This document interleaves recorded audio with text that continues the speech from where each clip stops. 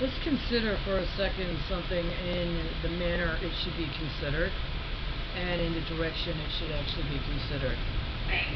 You have a group of women in a shelter because they've either been threatened with violence, including fatal violence, or they've actually been subjected to violence, including near-fatal violence. Some of them are there with their kids. They all have their own history, their own story, their own life.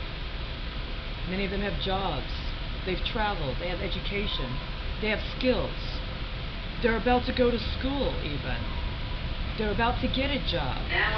Something happens and the man in their life threatens them with violence. So they need support.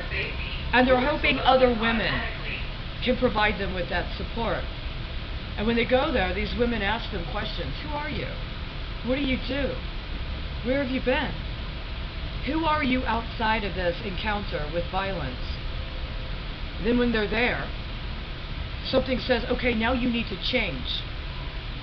You know how many women have this experience? Some man says, you know, I'm attracted to you. You've got something. I like it. I want to be with you. Whatever period of time, whatever duration of time, that man wants to be with her. But then as soon as he gets with her, as soon as he understands what she has to offer, all of a sudden, she has to change. And oftentimes what that also means is those things that she had leadership in, and those things that were priorities in her life, are supposed to be given over to him. You go to the shelter. They ask you who you are, what you do. They get all the information they need on that, all the reports on that. But then, well, we need you to do things. I mean, it costs money to stay here. I mean, we need for you to do things. We need you to go to the doctor. We need you to get a doctor's report. We need you to get medication. And by the time it comes time for you to go to school, well, all of a sudden, the things you needed for school, the things you had before, you don't have them anymore, including the opportunities and including the identity you had before you encountered them. And they said, well, you need to change for me. And by the time you come out of that, you are a prefabricated, manufactured product line. You and your kids. And if you don't meet the product specifications, well, I mean, do you even get to matriculate? Or do they take everything you have and say, well, you didn't come and get it within a certain time, so we gave it to charity. We donated it. We gave it to other people. They use it now. The clothes you made, the holy items you had, the research notes you had, the books you had, the materials, including the information to get your reports done, all of that's been taken from you.